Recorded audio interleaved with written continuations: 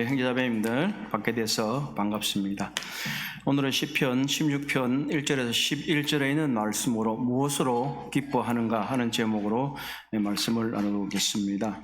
오늘 재미있는 걸 들었는데 지난 말씀 시간에 시편을 할 때 8편을 했고 그 이전에 이제 1편, 2편을 했습니다. 그래서 어떤 분이 8의 배수를 하는가 이렇게 물었어요. 그래서 그건 아닙니다. 2, 8이 16. 다음 주에는 22편을 다음번에는 22편을 할 건데 이 8의 배수, 2의 배수를 하는 것은 아니고 지금 우리는 메시아 시편이라고 하는 시편을 함께 나누고 있습니다. 메시아 시편이라고 하는 이야기는 신약 성경에서 메시아를 말하고 있는 것으로 인용한 그런 시편들을 말하고 있습니다. 메시아는 하나님께서 기름 부어서 구원자로 세우신 분을 메시아라고 말합니다. 구약 성경 히브리어에서는 그것을 메시아라고 얘기했고 신약 성경 헬라 말에서는 그리스도다 이렇게 말했습니다. 그래서 메시아나 그리스도는 같은 말입니다. 메시아는 누구입니까? 우리가 이제 예수 그리스도께서 우리의 메시아 구원자로 오신 것을 잘 알고 있습니다. 그러니까 신약 성경의 제자들이 시편의 곳곳을 인용해서 우리 주 예수 그리스도에 대해서 예언한 것들이 예수님의 성취된 것을 말하고 있을 때 우리는 이것을 메시아 시편이라고 말합니다. 이 메시아 시편은 성경학자들이 대체로 동의하는 것은 직접적으로 신약에 인용된 이것은 14편 정도가 있다고 이야기를 합니다. 그리고 그 이외에 간접적으로 또 추정할 수 있는 그런 간접적인 메시아 시편이 있습니다. 직접적인 메시아 시편들은 우리가 지금까지 하고 있는 2편, 8편, 16편, 22, 40, 45, 68, 69, 72, 89, 109, 110, 140편 등이 있습니다. 우리 이것을 순차적으로 상고해 볼 것이고 또 관련된 간접적인 시편들도 보게 될 것입니다. 우리는 오늘 주의 만찬 시간에 우리 주님께서 십자가상에서 돌아가실 때 엘리 엘리 라마 사박타니 이것은 나의 하나님 어찌하여 나를 버리시나이까 라고 하는 뜻이라고 하는 말씀들을 읽었습니다. 이것이 어디에 나올까요? 시편 22편 1절에 있는 말씀입니다. 그래서 시편 22편은 대표적인 메시아 시편인 것입니다. 이와 같이 신약 성경에서 주 예수 그리스도의 탄생과 생애와 그의 죽음과 부활을 말하고 있는 시편들인데 오늘은 시편 16편은 우리 주 예수 그리스도의 부활을 찬송하는 그러한 시입니다. 시는 무엇입니까? 시는 인간의 감정을 압축적인 시어로 표현하는 것이 시입니다. 시편은 시입니다. 그리고 시에 곡조를 붙이면 어떻게 되나요? 시에 곡조를 붙인 것은 노래입니다. 그래서 이 시와 노래는 하나님 안에서의 시와 노래는 바로 운율을 붙인 기도이고 그리고 곡조를 붙인 기도입니다. 그래서 이것은 오늘 이 시편 16편을 읽을 때도 보게 되면 다윗의 기도라는 것을 알 수가 있습니다. 이 시편 16편을 말씀드림에 있어서 제목이 무엇으로 기뻐하는가인데 우리는 무엇으로 기뻐하나요? 그럼 사람들은 무엇으로 기뻐할까요? 아마 현대인들에게서 가장 기뻐하는 대상은 쾌락, 또 어떤 면에서 성적인 쾌락, 즐거워하는 것, 또 하나는 아마 돈일 것입니다. 지난 10월 30일이 할로윈 데이였습니다. 수년 전에 많은 사람들이 서울 이태원에서 죽었죠. 그렇기 때문에 그런지 이전보다는 열기가 많이 식은 것 같기는 하지만 여전히 사람들이 그곳을 먹고 마시고 즐기는 날로 하고 있습니다. 예수 그리스도께서 탄생한 바로 크리스마스 날도 그것은 예외가 아닙니다. 경건한 어떤 예배나 찬송 대신에 사람들이 먹고 마시고 즐기는 그런 것들이 오늘날의 행태인 것 같습니다. 또 한편으로는 오늘날은 자본주의가 매우 심화된 사회이기 때문에 아마 돈이 사람들의 기쁨의 대상인 것 같습니다. 최근에 한 기사를 보았는데 테슬라라고 하는 기업이 있습니다. 이것은 일론 머스크라고 하는 미국 사람이 창업을 했는데 기업이 30년도 채 되지 않은 그런 기업입니다. 테슬라는 자동차 회사의 이름이기도 하고 기업 이름인데 이것은 사람 이름입니다. 원래는 테슬라는. 이 테슬라는 희대의 발명가인 에디슨과 함께 경쟁했던 사람들입니다. 에디슨은 많이 조명이 돼서 세계 발명왕이라고 하는 전구를 우리가 얘기하는 것을 개발했잖아요. 당대의 빛을 본 사람입니다. 이 에디슨은 직류 전기를 발견한 사람이고 테슬라는 교류 전기를 발견한 사람입니다. 그래서 일론 머스크라는 사람이 이러한 혁신적인 사람의 이름을 따서 이 테슬라라고 하는 기업을 창립했는데 최근에 테슬라 이사회에서 앞으로 5년간 일론 머스크에게 1,500조 원을 스톡 옵션으로 주겠다고 선언했습니다. 1,500조 원이 얼마나 되는지 여러분들 상상이 가십니까? 혹시 여러분 통장에 1,500만 원은 있으신가요? 네. 1,500조 원은 보도로는 대한민국 금년 내년도 예산의 2배에 달하는 숫자라고 합니다. 상상이 되십니까? 네. 이 한 사람이 앞으로 향후 5년간 이 스톡옵션 주식으로 받는 돈이 1,500조 원, 대한민국 예산의 2배라고 하는 겁니다. 다시 말하면 오늘날의 사람들은 그 한 사람의 성공의 척도를 돈으로 계산하는 것입니다. 이전에는 훌륭한 인격과 그리고 사회봉사와 희생이 그 사람이 칭송받는 것이었다면 오늘날에는 그 사람이 얼마를 버느냐가 그 사람의 가치와 척도를 설명하는 기준입니다. 그렇기 때문에 사람들은 이 쾌락과 금전, 돈을 버는 것에 집중을 하고 있고 그것을 자신의 모든 기쁨의 대상에 맞추고, 그러나 오늘 이 시편을 노래한 다윗은 전혀 다른 이야기를 하고 있습니다. 테슬라가 혁신적인 사람이었다면 다윗은 더욱 혁신적인 사람입니다. 그는 영적인 면에 있어서 매우 혁신적인 이야기를 오늘 우리들에게 해주고 있습니다. 이 시편은 믹담이라고 하는 표제를 가지고 있습니다. 우리가 시편을 읽다 보면 항상 거의 이 1절을 시작하기에 앞서서 괄호를 해서 어떤 글자들을 표시하고 있는데, 문구들을 표시하고 있는데 이것을 우리가 보통 표제어라고 말합니다. 그래서 다윗의 믹담이라고 하는 표제를 시편 16편이 가지고 있는데, 이 믹담이라고 하는 말은 학자들 간데는 의견이 뜻이 뭔지 일치가 되지는 않아요. 그렇지만 이 단어는 금에 새겨졌다, 또 덮다, 또 비밀스러운 보물이다, 이런 뜻들을 가지고 있습니다. 그래서 다시 말하면 이 믹담이라는 뜻은 아마 매우 좋은 것들을 간직했다 하는 것을 말할 수가 있습니다. 보물과 같다.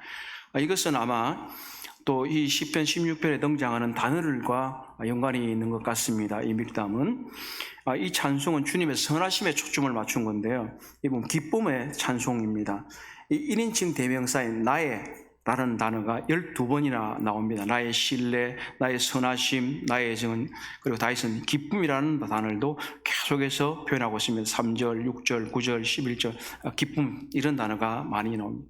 다윗은 오직 주님 안에서만 기쁜 것을, 좋은 것을 얻을 수 있다라고 고백하고 있는 것입니다. 사람들이 생각하는 것처럼 쾌락이나 돈이 아니라 주님 안에서 모든 선한 것을 발견할 수 있다고 말하고 있는 것입니다.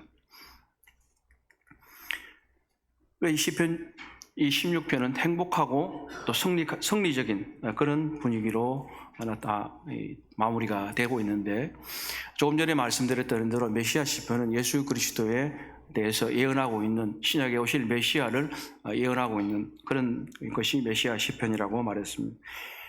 이 시편은 오순절날 베드로가 이스라엘 사람들에게 전한 메시지 가운데 사도행전 2장 25절에서 28절에서 주 예수 그리스도의 부활을 가리킬 때 사용되고 있고, 사도 바울도 비시디아 안독에서 설교할 때 이 시편을 인용했습니다. 그래서 사도행전 13장 35절입니다.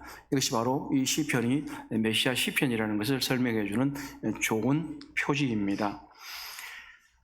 자, 이제 본문을 좀 보도록 하겠습니다. 본문 1절에서 4절은 올바른 관계가 기쁨의 원천이 된다라고 말하고 있습니다. 올바른 관계, 이것은 하나님과 사람과 사이에 있어서의 관계를 얘기하고 있습니다. 우리 함께 1절에서 4절을 좀 읽어보도록 하겠습니다. 1절에서 4절 16편 찾으셨으면 같이 읽도록 하겠습니다. 하나님이여, 시작. 하나님이여, 나를 지켜 주소서. 내가 주께 피하나이다. 내가 여호와께 아뢰되 주는 주님이시오. 나 밖에는 나의 복이 없다 하였나이다. 땅에 있는 성도들은 존귀한 자들이니 나의 모든 절복이 이 더할 것이라. 나는 그들이 드리는 피의 전제를 드리지 아니하며 내 입술로 그 이름도 부르지 아니하리로다. 자, 우리 성도들이 함께 읽으신 이 개역개정을 제가 우리말 성경으로 한번 읽어보도록 하겠습니다. 오 하나님이여, 내가 주를 신뢰합니다. 나를 지켜 주소서. 내 영혼이 여호와께 고백합니다. 주는 내 주시니 주를 떠나서는 어디에도 내 행복이 없습니다. 우리 개역개정에서는 복이라고 표현했고요, 여기서는 또 행복이라고 표현을 하고 있습니다. 3절, 이 세상에 있는 성도들은 고귀한 사람들입니다. 그들과 함께 하는 것이 내 기쁨입니다. 다른 신을 쫓는 사람들은 더욱 근심하게 될 것입니다. 나는 우상들에게 피해자를 바치지 않고 그 이름들도 내 입술에 올리지 않을 것입니다. 1절에서 2절은 하나님과의 올바른 관계를 설명하게 주고 있습니다. 시편 기자는 시작을 알면서 하나님을 부르고 가장 먼저 고백하는 것은 내가 주께 피하나이다. 나를 지켜주셔서, 이렇게 말합니다. 그리고 바로 2절에 가서 내가 여호와께 아뢰되 주는 나의 주님이십니다. 주는 나의 주님입니다. 하나님은 나의 주님이십니다. 이렇게 고백을 하고 있는 것입니다. 우리는 하나님 앞에서 하나님과 나의 관계를 말할 때, 하나님께 설명하고 아뢰 때 어떻게 표현하실 수 있겠습니까? 하나님은 내 복입니다. 하나님은 내 공급자입니다. 하나님은 나를 돈을 벌게 잘해 주시는 분입니다. 하나님은 나를 안정되게 해주시는 분입니다. 하는 이러한 것들보다도 가장 뛰어난 건 주는 나의 주님이십니다. 하나님만이 나의 주인이며 나의 삶의 주관자고 하는 고백이 바로 하나님과 나의 관계를 가장 잘 설명해 주는 것이라고 말할 수 있습니다. 주는 나의 주님이십니다. 만약에 하나님이 우리들의 주님이 아니라면 우리는 주님과 하나님과 올바른 관계에 있지 않다고 하는 것을 잘 알아야 하고 하는 것입니다. 개역개정에서는 복이라고 단어를 써졌고 우리말 성경에서는 행복이라고 하는 단어로 쓰여진 이 말은 좋은 것이라고 하는 히브리 말입니다. 선한 것, 좋은 것, 이런 것입니다. 또 한편으로 이것은 완전한 것을 말합니다. 바로 하나님으로부터만 모든 좋은 것, 내가 추구하는 행복, 내가 추구하는 기쁨, 이 모든 것들은 하나님으로부터만 온다는 것입니다. 그런데 더 중요한 것은 주밖에는 나의 복이 없나이다. 주님 자체가 자신이 복이라고 하는 것이죠. 때때로 우리는 선물을 준 사람보다는 선물에 더 집중하는 경향이 있습니다. 공급자에게 집중하기보다는 공급받은 물체에 집중하는 경향이 있습니다. 우리는 우리가 갖고 있는 물품이나 우리가 소유하고 있는 어떠한 것보다도 사실은 그것을 주신 분이 하나님이라고 하는 것, 그분에게 집중하는 것이 우리의 복이라고. 우리에게 주신 어떠한 것이 복이 아니라 하나님이 우리의 복이다. 주는 나의 주이십니다. 하나님이 나의 복입니다라고 하는 이것입니다. 그리고 하나님은 실제로 그 복의 근원이시기 때문에 우리에게 좋은 것으로 주십니다. 그래서 그 하나님에게 피하는 것, 피난처로 가는 것이 우리들에게 복이고 안전이라고 한 신뢰의 표현이라고 하는 것.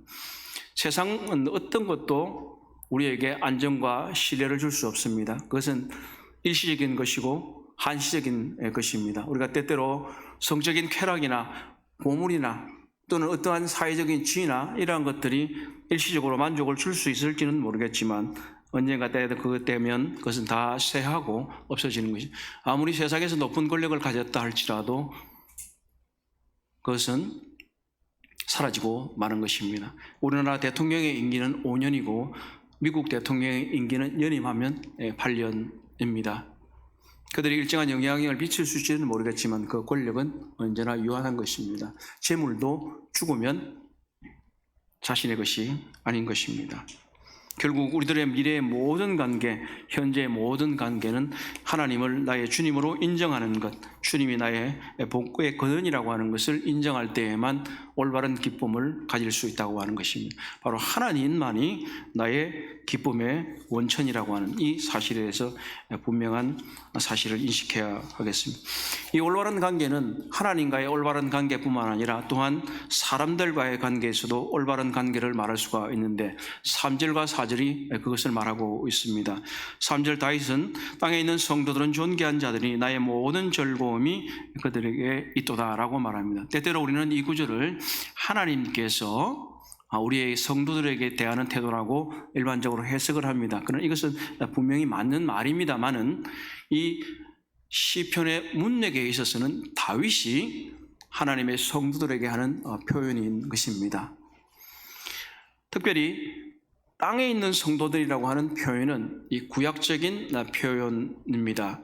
구약 성경에서는 이 땅에 대한 이야기가 많이 나옵니다. 아브라함의 땅에 대한 언약, 팔레스타인 언약이 있고 또 그리고 야곱에게 그리고 많은 이 이스라엘 백성들에게 언약하신 것은 이 가나안 땅에 들어가겠다. 그래서 그 신명기에서도 보면 이 땅에서 너희들이 잘 살게 될 것이다 하는 표현들을 많이 발견하게 된 것이, 이 땅에 있는 성도들, 이스라엘 사람들, 그들에게 땅에 있는 성도들을 지칭하면서 다윗이 비록 이때에 어떠한 상황에 놓여 있는지 우리가 정확하게 알 수는 없지만 고난과 그리고 쫓김과 이런 모든 가운데에서 또는 승리한 이후에 여전히 그는 이 하나님의 백성들을 향해서 아름다운 마음을 표시하고 있는 것입니다. 이스라엘 사람들이 다윗을 다 칭송하거나 따르거나 하지 않았습니다.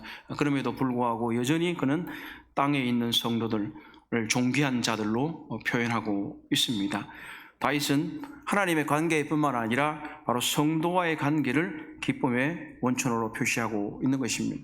이 존귀한이라고 단어는 탁월함, 고귀함, 영광의 의미를 말하고 있습니다.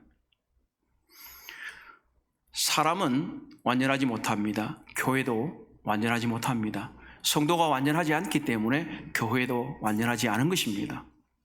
그럼에도 불구하고 신자들은 여전히 하나님이 사랑하시는 그러한 존재들이며 땅 위에서 하나님의 고귀한 자들인 것입니다. 하나님이 그렇게 생각하신다면 우리는 당연히 그렇게 또 생각해야 하는 것입니다. 우리 모두는 성도들로서 다른 성도들을 사랑하고 하나님께서 주신 능력과 자원을 사용해서 하나님의 가족들을 섬겨야 합니다. 우리는 위대한 영적 가족의 일원입니다. 또 서로를 필요로 합니다. 혼자서 그리스도의 삶을 사는 사람은 아무도 없습니다.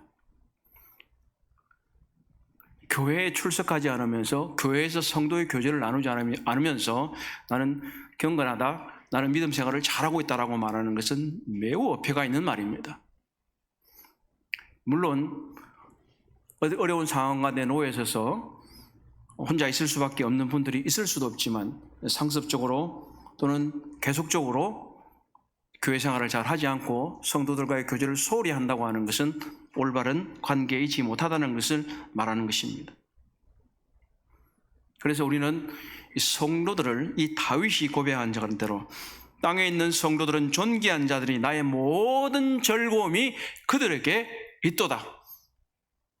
우리 모두는 내 옆에 있는 여기 있는 모든 성도들이 하나님께서 존귀하게 여기시는 분들이라고 하는 것을 생각하고 나 자신도 우리 모든 성도들을 존귀하게 여겨야 합니다. 우리 모두는 각자 결점과 약점과 단점을 가지고 있음에도 불구하고 여전히 그들은 하나님의 성도이고 존귀한 자들이기 때문에 우리는 우리 모두를 우리의 모든 성도들을 아끼고 사랑하고 돕고 함께 해야 하는 것입니다. 이것이 성도들에 대한 올바른 관계인 것입니다. 우리는 성도들과 올바른 관계에 있을 때 무한한 기쁨을 느끼게 되어 있습니다.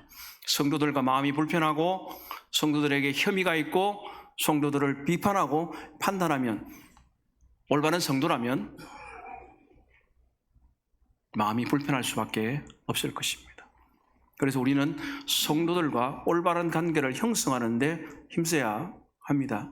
그럴 때 비로소 우리는 하나님이 우리의 주이심을 인정하는 것과 아울러서 성도들을 나의 믿음 생활을 위한 동반자라고 여길 때 우리는 또다시 한 번 더 나의 기쁨의 원천이 있는 것을 발견할 수 있을 것입니다. 다른 한편 4절에 있는 것은 불신 세상과 어떻게 우리들이 관계를 가져야 할 것인가를 말하고 있습니다. 우리는 때때로 불신 세상에서 많은 유혹을 받고 있고 우상을 숭배하고 그들이 숭배하는 우상 숭배적인 행위에 참가할 것을 요청받습니다. 그러나 우리는 이 다윗이 4절에서 말한 대로 다른 신에게 예물을 드리는 자는 괴로움이 닿을 것이다. 나는 그들이 드리는 피의 전제를 드리지 아니하며 내 입술을 놓고 이름도 부르지 아니하라. 그것은 이 말은 바로 세상 사람들이 말하는 우상 숭배를 하는 사람들이 우상에게 드리는 제사에 참여하지 않고 그들의 사상에 동조하지 않는 것을 말하고 있는 것입니다. 우리는 그들과 그렇다고 해서 완전히 동떨어진 관계는 아닌 것입니다. 우리는 빛과 소금의 역할을 하도록 부름받았기 때문에 그들과 일정하게 단절을 하고 분리를 할 수밖에 없지만 또 한편으로는 모든 선하고 좋은 것의 영원한 근원이신 예수 그리스도께로 그분들을 인도하도록 우리가 할 수 있어야 하는 것입니다. 바로 이것은 이 단락은 이 1절에서 4절은 삶의 진정한 의미를 말하고 있습니다. 우리가 이제 십계명에서 배운 대로 십계명에서는 하나님 사랑, 이웃 사랑을 말하고 있습니다. 그렇다면 1, 2절은 하나님에 대한 진정한 사랑이 무엇인가? 하나님은 나의 주이십니다. 하나님이 나의 복이십니다. 그리고 성도는 나의 즐거움과 기쁨의 원천입니다. 그리고 이 사람들에 대해서 세상의 사람들에 대해서는 우리가 그들을 사랑해서 주님께로 인도해야 할 대상이지만 우상을 가감히 거절하는 것입니다. 결국 이 구절을 통해서 우리는 하나님 사랑, 이웃 사랑을 실천하고 말하고 있는 것입니다. 하나님의 사람 모세는 이스라엘 백성들이 그를 반역하고 계속해서 하나님께 반역할 때 그는 이 반역자들아 이렇게 얘기하고 그들에게 화를 냈습니다. 그러나 모세가 이제 그 생명을 마감할 때쯤은 이스라엘 백성들을 축복하고 주께서 구원하신 백성들이라고 하는 단어를 사용하고 있습니다. 우리 모두도 사실 그렇습니다. 때때로 하나님과의 관계에 있어서도 어려움이 있을 수도 있고 성도들과의 관계에서도 어려움이 있을 수가 있습니다. 그럼에도 불구하고 우리의 성도들은 하나님께서 우리 주 예수 그리스도를 통해서 구속하신 하나님의 존귀한 자들이라고 하는 것이고 그들은 바로 우리들의 신앙의 동반자라고 하는 겁니다. 우리와 함께 여행하는 사람들이라고 하는 겁니다. 여행은 혼자 가면 너무나 위험하고 지쳐서 쓰러지기가 좋습니다. 그렇기 때문에 우리는 성도들을 귀하게 생각하고 존귀하게 생각하고 비록 약점과 결점과 나에게 혐의와 불평이 있다고 할지라도 성도들과 올바른 관계, 좋은 관계를 만들어 가는 것이 우리들에게 꼭 필요합니다.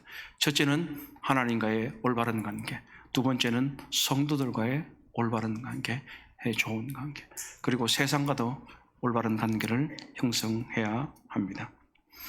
두 번째 단락에서는 이제 다윗은 주님께 개인적인 고백을 드립니다. 그분이 하나님이 자신의 기업이고 지혜이고 안전입니다. 그리고 하나님은 그의 목표입니다. 그리고 바로 우리 삶의 인도자이시고 터전이고 다십니다. 그래서 5절에서 8절은 바로 이러한 그분 하나님과의 긴밀한 사귐이 기쁨을 넘치게 한다라고 말씀하고 있습니다. 우리 5절부터 8절을 함께 읽겠습니다. 여호와는 시작.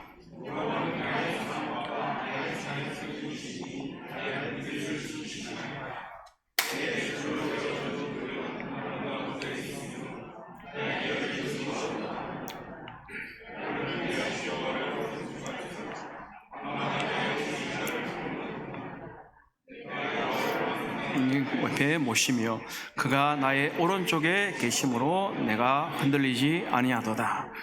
내가 여호와를 항상 내 앞에 모시며 그가 나의 오른쪽에 계심으로 내가 흔들리지 아니하리로다. 바로 이 하나님과의 긴밀한 사귐이 내 기쁨을 넘치게 한다는 것을 말하고 있습니다. 먼저 5절과 6절은 이 하나님께서 우리에게 주신 이 기업의 선한 청지기 직분을 수행할 때에 하나님과 긴밀한 사귐이 있다고 말하고 있습니다. 이스라엘 사람들은 땅을 어떻게 분배했습니까? 돈이 많은 사람이 막 차지했나요? 아니면 힘이 센 사람이 차지했나요? 아니면 여호수아가 분배한 대로 그 땅에 살았나요? 예, 분배한 대로 살았습니다. 그리고 한 세대가 지나가도록 그것을 다 계속해서 차지할 수는 없었습니다. 비록 자기가 더 차지했다 하더라도 다시 주인에게 돌려줘야 하는, 왜냐하면 땅은 하나님께 속했기 때문입니다. 그래서 기업이라는 표현은 바로 상속한 이러한 뜻들도 가지고 있는 것입니다. 또 레인의 경우는 어떻겠습니까? 레인은 자기 땅이 없었어요. 그래서 하나님께서 바로 지파 중에서 배분받도록 하고 지파에 있는 사람들이 그들을 부양하도록 이렇게 말씀하셨습니다. 레인은 하나님이 그들의 기업이요 산업이었다고 하는 것입니다. 바로 이 하나님께서 땅을 주셨다, 하나님께서 자기의 산업을 주셨다고 하는 이 고백이 우리들을 평안케 하고 기쁘게 한다고 하는 것입니다. 다윗이 여호와는 나의 산업과 나의 잔의 소득이시니 나의 분깃을 지키리. 자, 이 분깃이라는 말은 바로 할당된 제비를 뽑았다는 말과 같습니다. 그래서 제비를 뽑았거든요. 가지고 자기가 나는 얘기가 좋아 이렇게 아니었어요. 하나님께서 다 각각에게 제비를 뽑아 가지게 하셨습니다. 그렇기 때문에 여호와가 나의 산업과 나의 잔의 소득이다 이렇게 말씀하시는 거예요. 6절은 내게 줄로 재어준 구역이라는 것이 말하고 있습니다. 하나님께서 줄로 재어서 아름다운 것을 주셨다고 하는 것입니다. 그래서 그는 말하기를 나의 기업이 실로 아름답도다. 아마 이스라엘 땅에게 사람들에게 주어진 땅 전체가 모두 다 균질하지는 않았을 겁니다. 그렇지 않겠습니까? 어떤 땅은 좀 더 좋은 땅이 있을 것이고 어떤 땅은 산지에 있기도 하고 어떤 땅은 평지에 있기도 했습니다. 어떤 땅은 물이 좀 더 많은 곳이 있기도 했습니다. 우리들의 산업은 어떤가요? 우리들의 기업은 어떤가요? 각각 다른 모양을 가지고 있습니다. 어떤 사람은 재물이 더 많은 사람이 될 수 있었고 어떤 사람은 재물이 더 적은 사람이 있을 수도 있고 어떤 사람은 자녀가 많은 사람이 있을 수도 있고 어떤 사람은 자녀가 없을 수도 있습니다. 하나님께서는 각각에게 맞는 것으로 그들에게 주셨습니다. 그래서 나의 줄로 지어진 구역이라고 말하는 거예요. 하나님께서 만약에 우리에게 이렇게 분배하셨다면 우리는 하나님이 나의 기업이고 내게 주어진 구역이 아름답습니다라고 고백할 수 있는 거예요. 신약의 저자 바울은 그래서 자족하는 것을 얘기했습니다. 이것은 하나님이 그렇게 하셨기 때문에 그렇다고 하는 것입니다. 내가 취했다면 아마 내 무능을 탓하거나 아니면 내 욕심대로 하지 않았기 때문에 불평할 수일 것입니다. 그러나 하나님께서 주셨다. 그래서 지계표라는 것이 등장합니다. 가끔씩 경계표. 하나님께서는 경계표를 옮기지 말라고 하셨어요. 하나님께 다 정해주셨는데 마음대로 힘이 있다고 탈취하거나 이렇게 하면 안 되었던 거죠. 다윗은 자신의 기업이 바로 하나님께서 주셨기 때문에 아름답다. 이렇게 말하는 것입니다. 그것은 이 땅에 집중하는 것이 아니기 때문에 하나님과의 관계에 있어서 하나님과의 사귐 때문에 그것이 아름답다고 말할 수 있다고 하는 것입니다. 그래서 선한 청지기가 되기를 원했던 것입니다. 로마서 8장 15절에서 17절에 이렇게 말씀하고 있습니다. 성령께서 친히 우리 영과 더불어 우리가 하나님의 자녀인 것을 증언하시나니 자녀이면 또한 상속자 곧 하나님의 상속자요 그리스도와 함께한 상속자니 우리가 그와 함께 고난을 받으면 또 그와 함께 고난을 영광을 받으리로다. 이렇게 말씀하시는 거예요. 이보다 직접적으로 이제 아마 이것은 다윗의 오랜 도피 생활 가운데 경험이라고 볼 수가 있을 것입니다. 7절과 8절을 한번 같이 한 번 더 읽어보면 좋겠습니다. 나를 훈계하신 여호와를 송축할지라 밤마다 내 양심이 나를 교훈하도다. 내가 여호와를 항상 내 앞에 모심이요 그가 나를 나의 오른쪽에 계심으로 내가 흔들리지 아니하도다. 밤에 잠자리에 들 때 어떻게 하십니까? 잘 주무십니까? 뭐 하다가 주무십니까?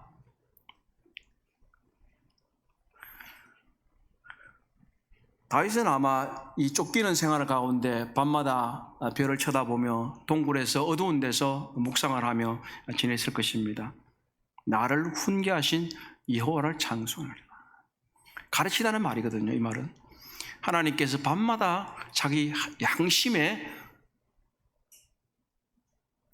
양심을 따라서 가르치시고 있습니다. 오늘 내가 어떻게 살았지? 내가 어떻게 살아야 하는 거지? 밤마다 내 양심을 일깨워 주신다고 하는 것이.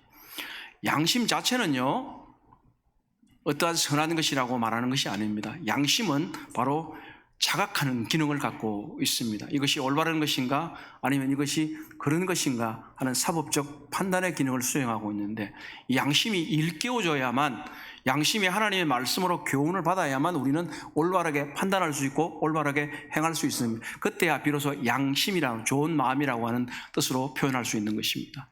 양심의 반대는 뭘까요? 악심입니다. 양심이 하나님의 말씀으로 교훈받지 못하면 악한 마음, 악심으로 남게 되는 것입니다. 하나님께서는 바로 밤마다 이 다윗을 교훈하셨는데, 바로 다윗은 이 교훈하시는 하나님을 만나고자 한 것입니다. 그래서 그가 가르침을 받을 수 있습니다. 밤마다 내 양심이 나를 교훈하도다. 이사야서 50장 4절 하반절에서 5절에서는 또 이렇게 말하고 있습니다. 다른 부분인데, 아침마다 나를 깨우쳐 주신다. 내 길을 깨우쳐 주시어 학자처럼 알아듣게 하신다. 주 하나님께서 내 길을 열어주셨으므로 나는 주님께 거역하지도 않았고 등을 돌리지도 않았다. 다윗은 밤마다 깨우침을 받았습니다. 이사야 선지자는 말하기를 자신의 사명을 완수함에 있어서 아침마다 나를 깨우쳐 주신다라고 말하고 있습니다. 하나님이 내 길을 깨우쳐 주셔서 학자처럼 알았게 되셨고, 주 하나님께 내 길을 열어주셨으므로 나는 주님께 거역하지도 않았고 등을 돌리지도 않았다. 이사야 선지자는 아침마다 그 마음을 깨우쳐 주시는 하나님의 목소리에 순종해서 하나님이 하라고 하신 일, 하나님에게 맡기신 일을 수행하는데 주저하지 않고 나아갈 수 있었다고 하는 사실입니다. 그래서 그는 6절에서도 이사야 50장 6절에서 나는 나를 때리는 자들에게 등을 맡겼고 내 수염을 뽑는 자들에게 뺨을 맡겼다. 내게 침을 뱉고 나를 모욕하도 내가 그것을 피하려고 얼굴을 가리지도 않았다. 이것이 비록 메시아를 예상하는 것은 아니지만 이것이 우리 메시아이신 예수 그리스도를 얼마나 잘 표현하고 있습니까? 우리는 밤과 낮으로 주님과의 교제를 통해서, 하나님과의 교제를 통해서 우리 자신이 더욱더 기쁨을 누릴 수 있게 하는 것입니다. 하나님과의 선한 교제가 없다면 우리는 기쁨을 누릴 수가 없습니다. 늘 세속적인 것에 매몰되어 있고, 또 우리가 쾌락을 즐기는 것에 매몰되어 있다면 결코 하나님이 주시는 기쁨을 더 많이 누릴 수 없는 것입니다.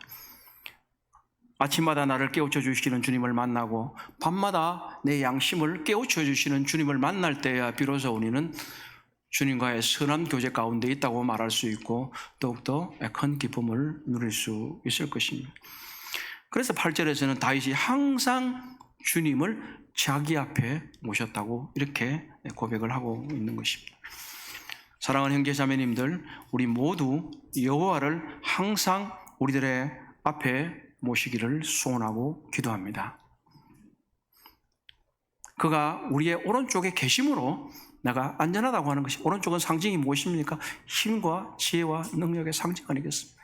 하나님이 내 오른쪽에서 힘이 되시고 그분을 내가 항상 앞에 모실 때 바로 그분이 나에게 기쁨을 주시고 능력을 주시고 사랑을 주신다고 하는 것입니다. 밤마다 아침마다 우리는 주님을 항상 앞에 모시고 그분과의 긴밀한 교제를 통해서 더욱더 큰 기쁨을 누리기를 바랍니다.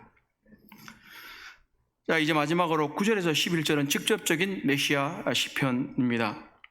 조금 전에 말씀드렸던 대로 사도행전 2장 35절에 38절로 25절에서 28절로 이것은 인용이 되어 있고, 이제 그것을 다윗이 어떻게 이해하고 있는지, 또 한편으로는 이 베드로가 이 시편을 인용해서 설교할 때 어떻게 이해했는지를 보면서 우리 자신도 이 시편을 통해서 부활하신 주님을 만나고 부활하신 주님을 교제하고 우리들의 가장 궁극적인 기쁨의 원천이 바로 우리 주님의 부활이라고 하는 것을 함께 나누기를 원합니다. 9절에서 11절은 바로 부활의 소망이 우리의 영원한 기쁨이다. 부활의 소망이 우리의 영원한 기쁨이 된다고 하는 사실입니다. 9절에서 11절 같이 한번 읽어보겠습니다. 이름으로 시작. 이러므로 나의 마음이 기쁘고 나의 영도 즐거워하며 내 육체도 안전히 살리니 이는 주께서 내 영혼을 소홀히 버리지 아니하시며 왜 거룩한 자를 멸망시키지 않을 것임이니이다.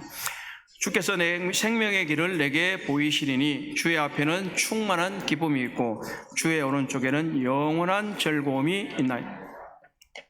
하나님은 다윗의 기업이시고 안전이십니다. 이제 상황을 초월하는 승리의 결론에 도달하고 있는 것입니다. 그는 주님의 임재 앞에서 주님과의 올바른 관계가 그의 가장 큰 기쁨이라는 것을 알았습니다. 그리고 이제 주님과의 긴밀한 사귐이 더욱더 큰 기쁨으로 나아가게 한다는 것을 알았습니다. 그러나 현재 더욱더 자기의 상황과 이 모든 것을 떠나서 주님은 자신을 새롭게 할 것이라고 하는, 그리고 궁극적으로 기쁨을 주시리라고 하는 그 소망을 가질 때에 그는 그 자신이 하나님과의 온전한 기쁨과 교제를 가지게 된다는 것을 말하고 있는 것입니다. 그가 그러므로 이렇게 말하면, 그러므로 내 마음이 기쁘고 내 영광도 즐거워하며 내 육체도 소망 중에 가리라.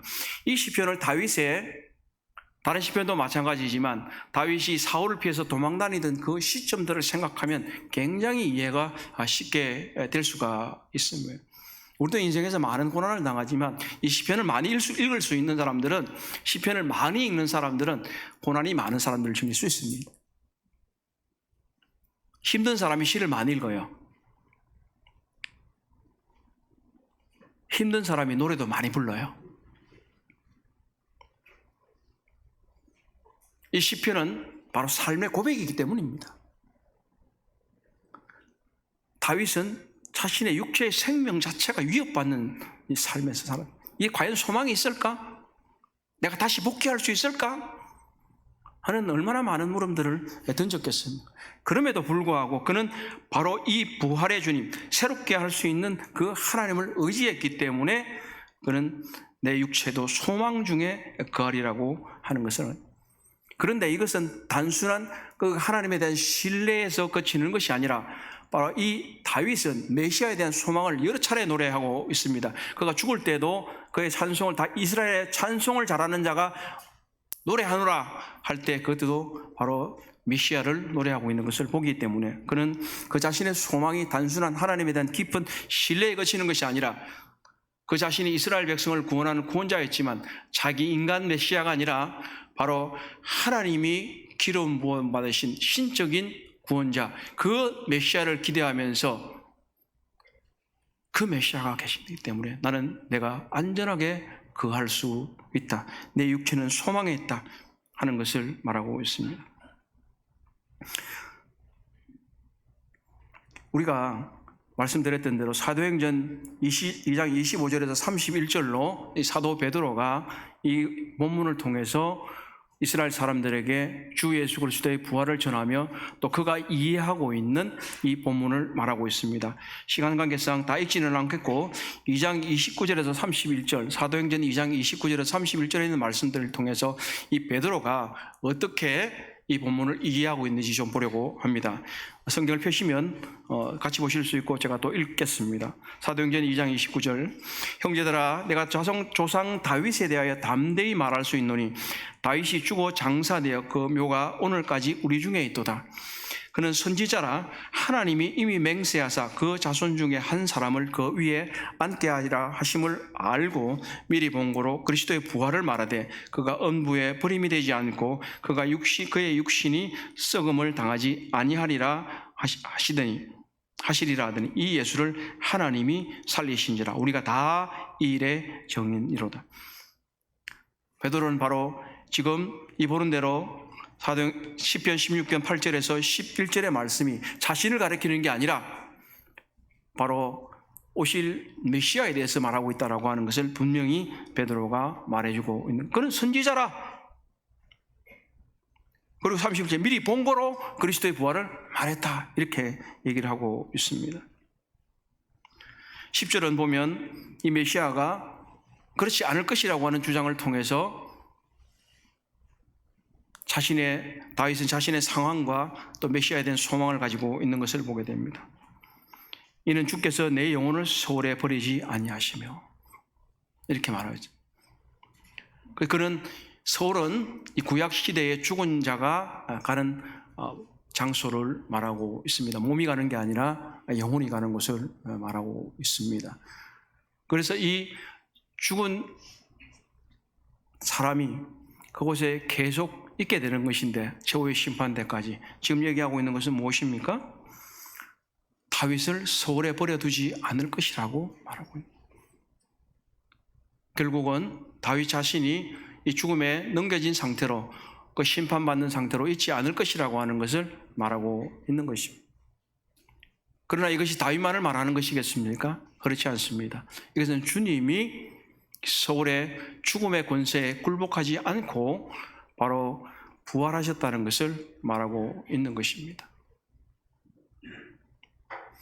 주님은 3일간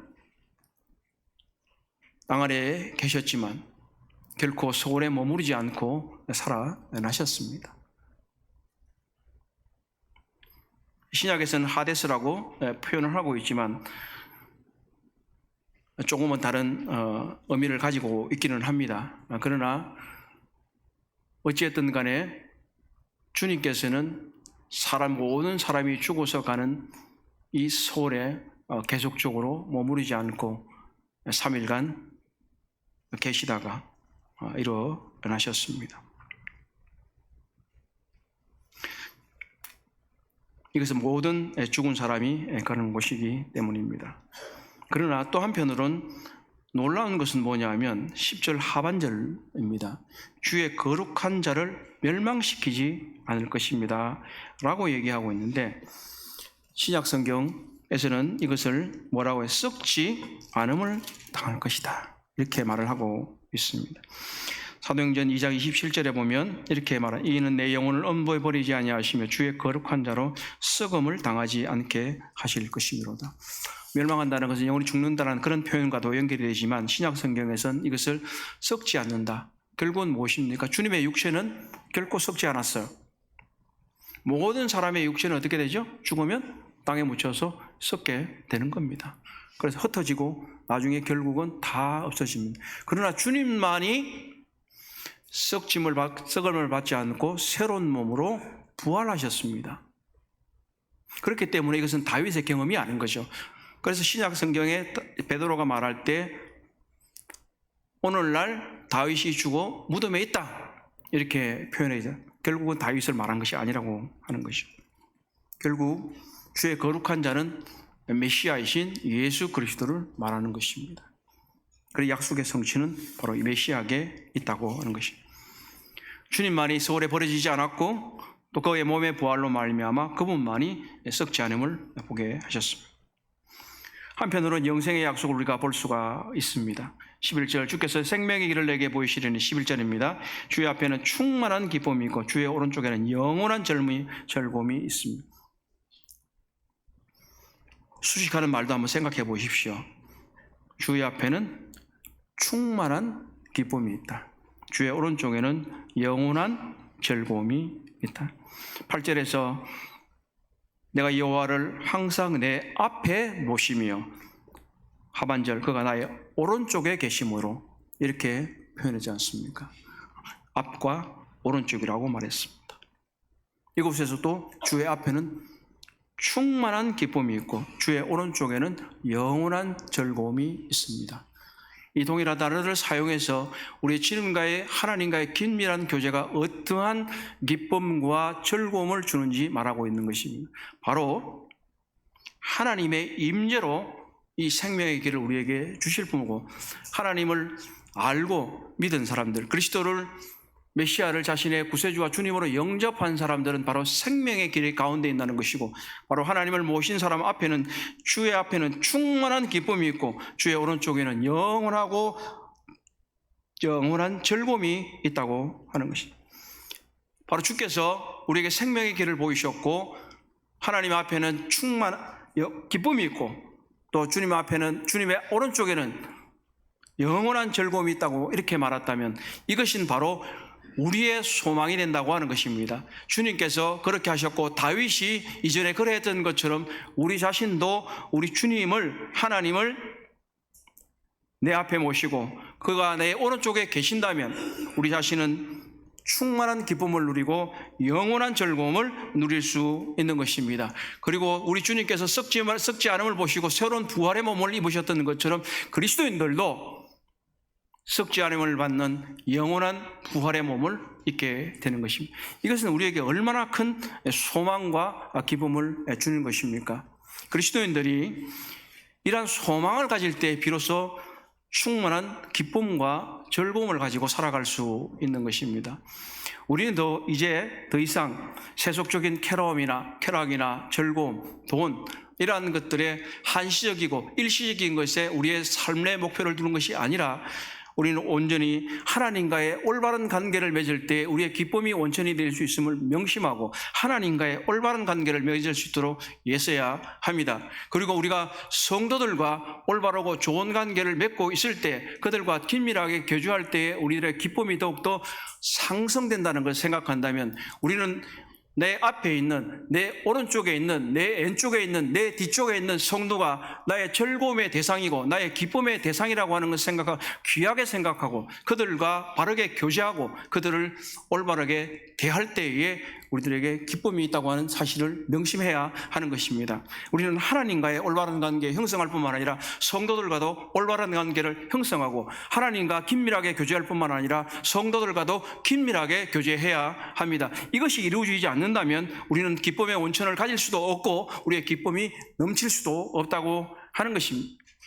무엇보다 더 중요한 것은 하나님께서 우리 주 예수 그리스도를 부활시키셨던 것처럼 우리 자신도 부활할 것이라고 하는 이 놀라운 소망이 우리에게 영원한 기쁨이 되고 온다고 하는 것입니다. 부활은 우리가 비록 지금 연약한 몸을 가지고 있고 아픈 분들도 많이 계시고 고통 중에 있는 분이 있지만 우리에게 새로운 출발이 아니겠습니까? 새로운 몸을 주신다고 하는 것은, 이것은 바로 우리 삶에 있어서도 한번 적용을 해본다고 하면 우리는 하나님께서 우리 주님을 통해서 늘 새롭게 출발하게 하신다고 하는 것입니다. 다시 시작할 수 있다고 하는 것이 우리의 소망이 되는 것입니다. 만약에 지금 우리가 좌절한 상태로, 넘어진 상태로 계속 있어야 된다면 그것이 기쁨이 있겠습니까?